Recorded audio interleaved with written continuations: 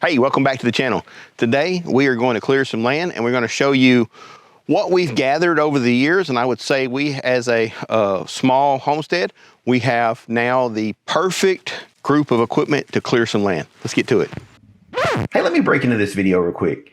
We're going to talk about each one of the implements and attachments that I think makes this an outstanding group of tools for clearing land here at the beginning of the video.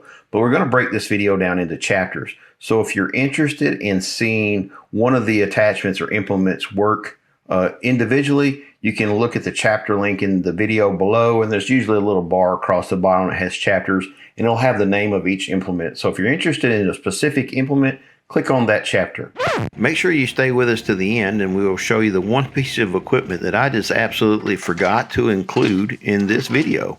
It's taken us some time to get this equipment. We didn't get it all in 1 year. It's been over several years that we've accumulated this, but I think now we have probably a really great way to maintain our land and actually clear some of our land, clean up some of the messes that would be so labor intensive if we didn't have this piece of equipment.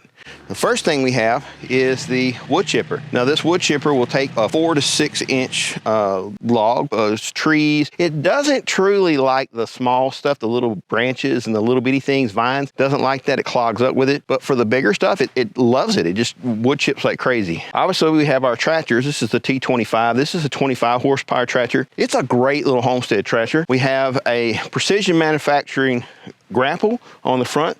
It's really, really important if you get a grapple that you match your grapple to your tractor. A lot of first-time tractor buyers' mistakes, they will go out and buy the biggest grapple they can because in their mind, the big, heavy grapple means it's tougher and it's meaner. Well, the reality is your tractor has a limited amount of lifting capacity. So if you go take up all your lifting capacity with a grapple, you basically wasted your money. This grapple is actually engineered for the smaller tractors. I use it on this tractor and the 474, which is a 48 horsepower tractor, have had zero issue out of this grapple. It's about 260 pounds-ish, give or take, which is perfect. You're only losing 260 pounds of lifting capacity, and it has a double clamshell. The next two things I want to say are on the extreme side because we have a lot to do. Maybe if you only had 1 or 2 acres, it probably wouldn't make sense to have these implements unless you're going to start a little side gig business. This is called the mini clip, and the mini clip is also made by Precision Manufacturing. You need to have a pretty decent sized tractor. I would say somewhere the tractor needs to be 2,500 pounds or above. It's not really horsepower related. There's a lot of tractors that are this size that are 25 horsepower. It's all about size. You need the weight to work this thing. So this will take a 7-inch tree. You can reach up into a limb and grab a 7-inch tree and cut it off, or you can rotate it around flat and shear a stump off or a tree off 7 inches in diameter to the ground. If you're very patient with it, you can actually do a little bit more. Also, to this point, at 6 to 7 inch tree, I've never had any species that it wouldn't cut off. So the last thing we got here is the Baumolite. This is the Baumolite Mulcher. I think it's the MP 348. Don't quote me on that because, you know, I'm reaching in this cobweb of stuff I got in my head. But this is actually a true mulcher, and it has solid mount carbide teeth, and it's different than a flail mower in the fact that it is meant to like really crush some stuff, but it will go through and just back into just unbelievable stuff and grind it into little pieces. This is our workhorse here. For us is a TYM T474. It's a 48 horsepower tractor. It weighs, right the way it's sitting right now with loaded tires, it's probably close to 5,000 pounds. Nice heavy tractor. The loaded tires make a lot of difference. Now next we'll talk about what you can substitute. Let me break in once again. When I say substitute, it will do some of the job, but not necessarily do it as well. Hey, don't forget to stay with us to the end of this video where I show you the one item that I absolutely forgot and left out of the video that day. So grapples are a big expense, not only from the standpoint of the grapple itself, but you have to have a third function kit installed on your tractor for it to work. Sometimes these grapples will run well over $2,000, and the third function valve kit can run installed some upwards of $1,200. So that's a big expense. A substitute for that would be forks. A set of forks will run you, a decent set of forks will run you, say $500 to $600, and that's at the time of this video. you can do so much with a set of forks. A substitute for the mini clip is obviously a chainsaw, and you're never going to not need your chainsaw. You're going to have your chainsaw. This just takes the labor out of it. I can work all day using this mini clip and I'm not tired. Whereas if you're in my age bracket and physical specimen of a shape, you might not be as apt to work a chainsaw all day long. Yes, I know you guys are out there. I know you can do it, but not everybody can. So a substitute for a mulcher is, say, a heavy-duty flail mower. We have the Light 60-inch flail mower, and it's the upgraded heavy-duty. It's very similarly built to this as far as the heaviness of it, but it's a mulching flail mower. You can mow your yard with it just as smooth and beautiful as you like, and it will really tear up some like 2.5, 3-inch type stuff on the ground, sticks, little small trees. It does really great with that. Most of them with toothpicks. It's actually does better at mulching. However, if I'm patient with this, I can back into a good 6-inch tree and knock it down. We had some big rotten logs laying on the ground that were probably anywhere from 15 to 20 inches, and we just backed through it, mulched it up. Whereas you can't do that with a flail mower. So there's not really a great substitute for a wood chipper. You know, these wood chippers, if you price these out versus, say, a gas-powered wood chipper, they're basically close to similar to the price. However, this wood chipper will do a lot more because it's run off the PTO of the tractor. So in this case, this is not a huge expense if you're going to be doing a lot of it. And I think it's worthwhile to have this versus a gas-powered one, because if you have a gas-powered wood chipper, obviously it's not going to do as big of stuff. And on top of that, that's an additional item that you need to maintain as far as the engine and keeping the gas fresh and all that stuff. Here is that one implement that we forgot. I cannot believe that I forgot to put this in the video or not talk about it that day. It is such an important part of what we are doing right now. Our forest was cut about 20 years ago, and there are stumps everywhere. Again, I can't believe we forgot the stump grinder. The stump grinder has the best cost-benefit ratio by far. It is just amazing what you can do with it. I recommend one totally.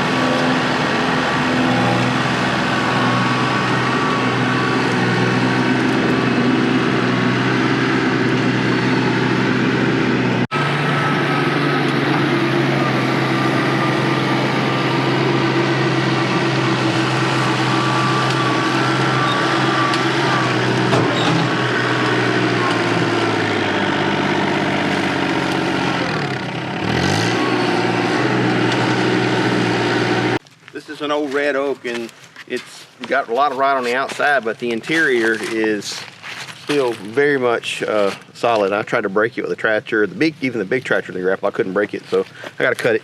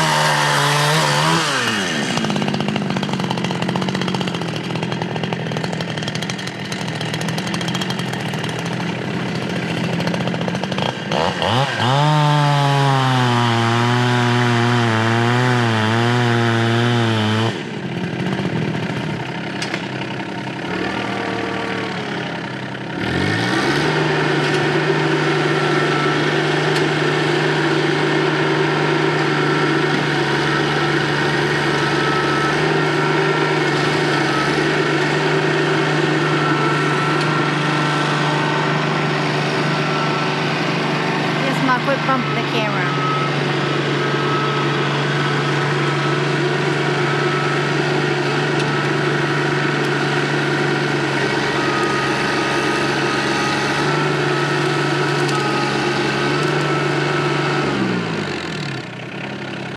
So I think what we've got here is a diamond in the rough.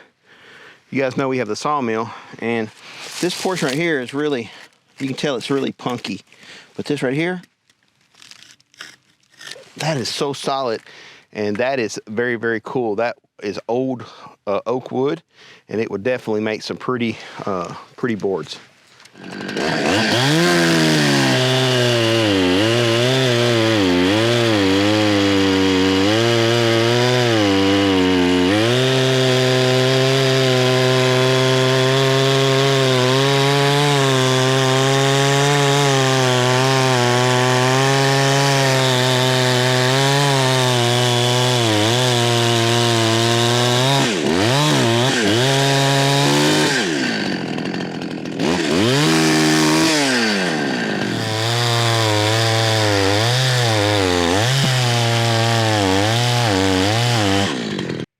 Bear with us for just a minute. We had a microphone failure, so I'm going to play some nice little music in here for the next little bit. But if you're interested in seeing some or hearing some sound with the mulcher, please hang on, because at the very end of this video, there'll be some more.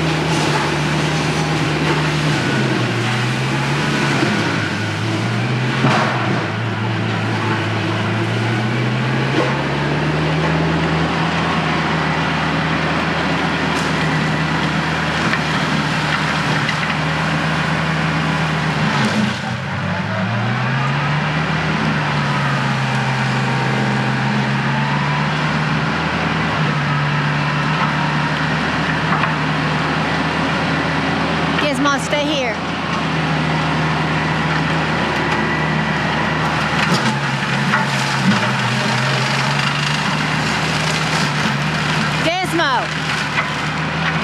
Stay here. Come here.